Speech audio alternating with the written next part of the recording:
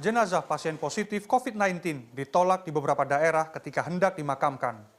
Warga khawatir virus yang ada dalam tubuh jenazah menular dan mencemari lingkungan. Sebenarnya, pemerintah sudah membuat pedoman merawat jenazah agar tidak menulari petugas dan mencemari lingkungan. Petugas yang terlibat, baik medis maupun di pemakaman, wajib menggunakan alat pelindung diri atau APD. Virus corona bisa mati seiring pembusukan pada mayat. Jadi virus ini. Assalamualaikum warahmatullahi wabarakatuh. Halo teman-teman, kali ini saya akan membahas mengenai pedoman pengurusan jenazah berdasarkan Fatwa Majelis Ulama Indonesia nomor 18 tahun 2020. Selamat menyimak.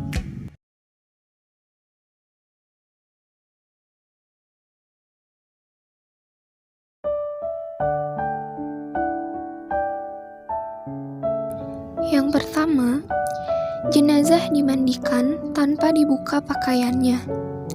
Yang kedua, petugas wajib berjenis kelamin yang sama dengan jenazah yang dimandikan dan dikafani. Yang ketiga, jika petugas yang memandikan tidak ada yang berjenis kelamin sama, maka dimandikan oleh petugas yang ada, dengan syarat jenazah dimandikan tetap memakai pakaian. Jika tidak, maka ditayamumkan. Yang keempat, petugas membersihkan najis jika ada sebelum memandikan.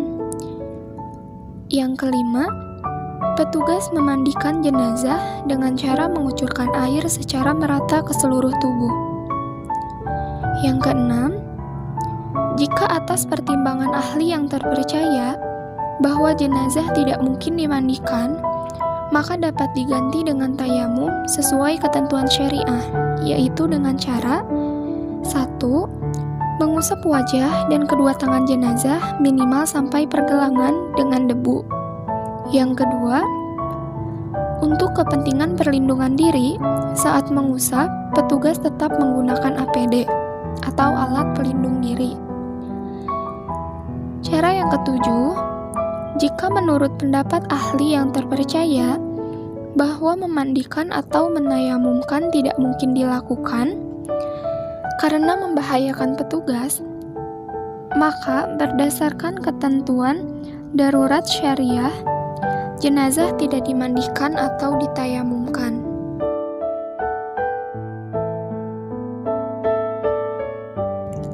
Pedoman yang pertama, setelah jenazah dimandikan atau ditayamumkan, atau karena darurat syariah tidak dimandikan atau ditayamumkan, maka jenazah dikafani dengan menggunakan kain yang menutupi seluruh tubuh dan dimasukkan ke dalam kantong jenazah yang aman dan tidak tembus air untuk mencegah penyebaran virus dan menjaga keselamatan petugas. Pedoman yang kedua, setelah pengafanan selesai, jenazah dimasukkan ke dalam peti jenazah yang tidak tembus air dan udara dengan dimiringkan ke kanan sehingga saat dikuburkan jenazah menghadap ke arah kiblat. Pedoman yang ketiga, setelah dikafani masih ditemukan najis pada jenazah, maka petugas dapat mengabaikan najis tersebut.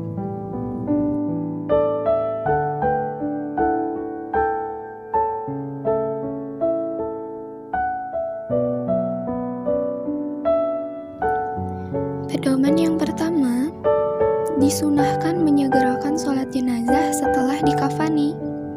Pedoman yang kedua, dilakukan di tempat yang aman dari penularan COVID-19. Pedoman yang ketiga, dilakukan oleh umat Islam secara langsung atau hadir minimal 1 orang. Jika tidak memungkinkan, boleh disolatkan di kuburan sebelum atau sesudah dimakamkan. Jika tidak dimungkinkan, maka boleh disolatkan dari jauh atau sholat goib. Pedoman yang keempat, pihak yang menyolatkan wajib menjaga diri dari penularan COVID-19.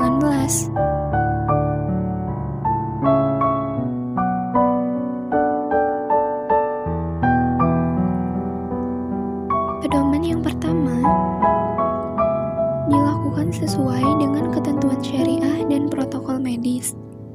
Pedoman yang kedua dilakukan dengan cara memasukkan jenazah bersama petinya ke dalam liang kubur tanpa harus membuka peti, plastik, dan kafan.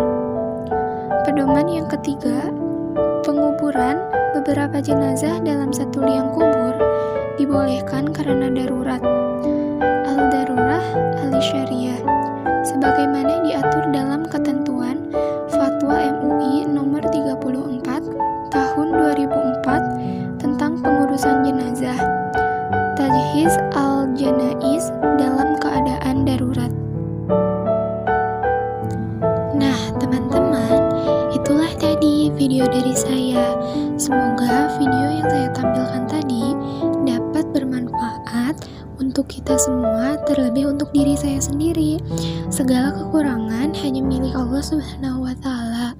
Mohon maaf bila masih banyak kesalahan. Wassalamualaikum warahmatullahi wabarakatuh.